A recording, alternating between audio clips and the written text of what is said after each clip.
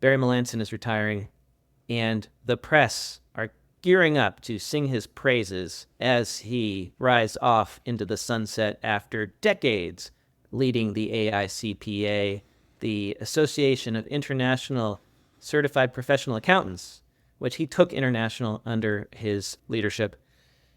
Barry has been a longtime supporter of the 150-hour rule, and he was featured in a podcast interview with Amanda Icahn of Bloomberg on their podcast Talking Tax. And she asked him about this. I would like to play that clip for our listeners.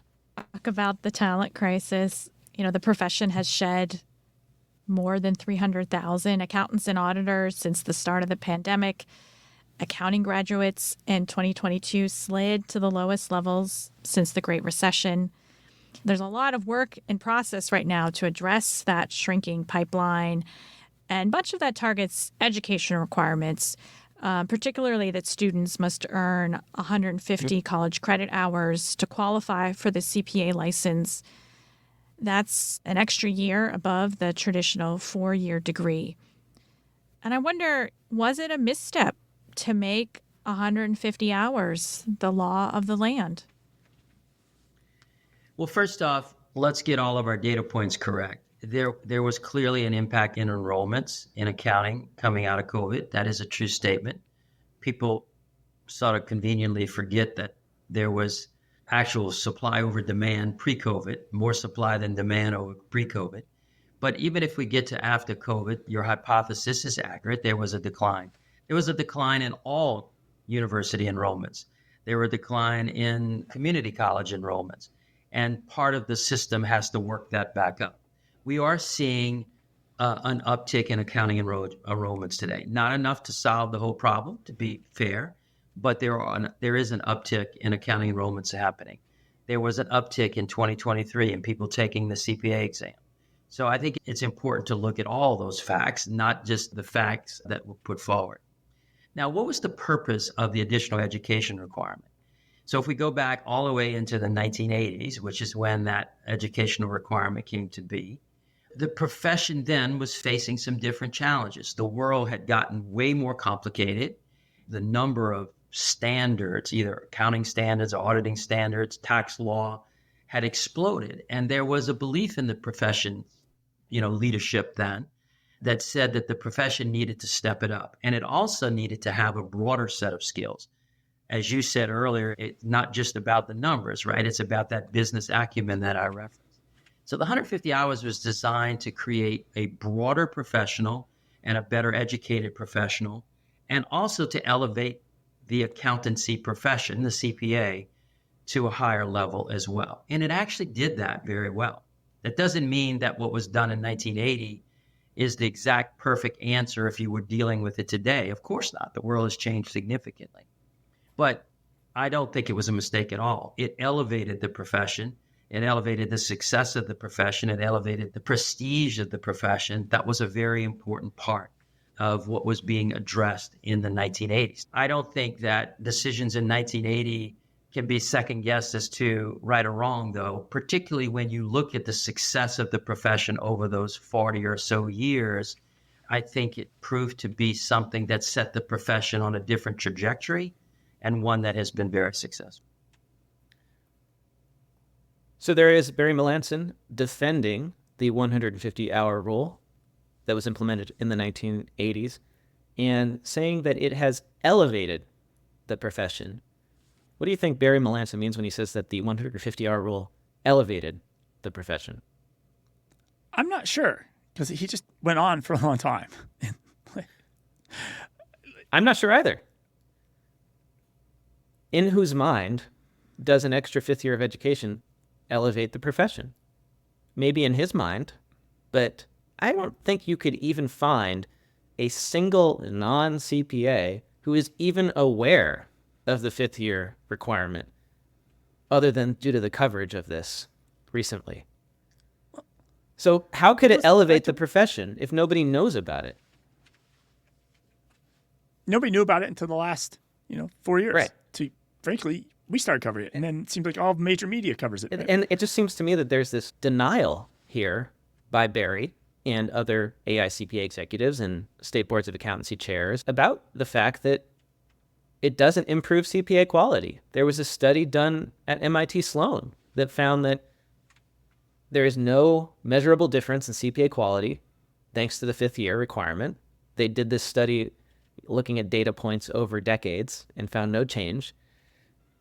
They also found the only impact was that it decreased the number of CPAs, that non-minority CPAs decreased by 14%, and that really distressingly, if you're a certain minority groups, it went down like 26%, which makes total sense given that the cost and time increased dramatically. People feel like you have to go get a master's degree now. So I don't think Barry Melancon has reckoned in any way with his legacy, having led the profession to do this. Maybe it was a good idea when there was a huge oversupply of accountants, but I wouldn't even have done it this way. Like, you don't increase the time and cost to reduce the supply. You just increase the difficulty of the exam, right? Just make it so that fewer people pass the exam every year. I mean, arguably, it's all like, what is he being judged on? His real job is not about growing the profession. His job was to grow the AICPA. And he's probably done that. It grew. He added extra programs to create revenue. He spun out a commercial division, CPA.com. Yes. Like he was hugely successful at making the AICPA a cash machine. And his salary probably went up astronomically It too. doubled. But arguably the profession is in no better shape today than it was in 1979, 1980. I don't know. Yeah. I was a little kid then. David, you bring up a really good point, which is that when the AICPA publishes anything about how successful Barry Melancon has been, it's always about how he grew the AICPA. But I would argue, as you did, that growing the AICPA and making the AICPA bigger is not necessarily helping your average CPA, because we've seen average CPA salaries stagnate amid inflation to the point where your average CPA can't afford an average house in America. Average CPA salaries are like around 100K, and it costs far more than that to buy a house in many states. And that, to me, is the big problem here. You've got accountants coming out of school burdened with debt, not making a lot of money because firms are not paying higher salaries, right? Salaries have actually gone down in a lot of places, adjusted for inflation. And the AICPA is enabling this by promoting offshoring and promoting automation with technology. Like, they are actively working against the interests of average CPAs. And there's actually even a historical example where there was a move to expand overtime wage protections, and this would have affected staff accountants decades ago. And the AICPA opposed it because it would increase costs for accounting firms. So, like, the AICPA has a history of suppressing salaries of starting staff. And that's all under his leadership.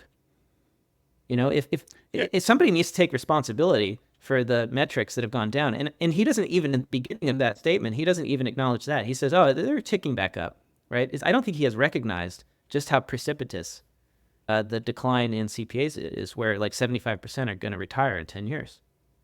And to call out that, like, oh, it just was like during COVID there was a dip. I'm like, it's been trending that way for a long time, right? For a decade plus, it was trending. The accounting grads has been declining, not just since COVID. So, yeah, I listened to that whole article, and like at some level, I thought he spoke well. Like, I thought he was collected. I thought he spoke well. But you're right. It's just a lot of like non-point. He's really good at saying a lot without saying anything at all. Anything, yeah. Right? Like, this doesn't add information. I would be very frustrated if I was Amanda Icahn. I kind of wish she'd been harder on him, but I think the problem is that, you know, going back to Trump, go full circle here, I'm starting to see what Trump means when he says that the media are biased and are protecting the people in power. Like, the accounting media are going to publish all these articles about how great Barry Melancon was in his leadership. And we saw that on Accounting Today already. They already published an article, and they're going to do a whole series on this. And I just feel like there's not independent journalism happening, that like they're just repeating talking points from the AICPA. And I'm glad that you and I have this venue, this vehicle to talk about other points of view and the truth of the matter, which is like almost completely the opposite of what we're hearing in the mainstream media. So how would you judge this legacy? Would you accounting salaries, probably, right? Cost of the education, if you go whatever, 1980, his whole career, right? What was So it on first year and then last year? his legacy has been that he has successfully grown the AICPA and made the AICPA bigger, but I would argue that is not what, that has actually been counter to the interests of your average accountant. And that's why nobody wants to be an accountant anymore. That's why it's so hard to get people to come into this profession. So his legacy ultimately, in summary, is the 300,000 people that left. Yeah. And you could see That's his legacy. if you listen to the interview, that's what he rankles at when Amanda brings that up.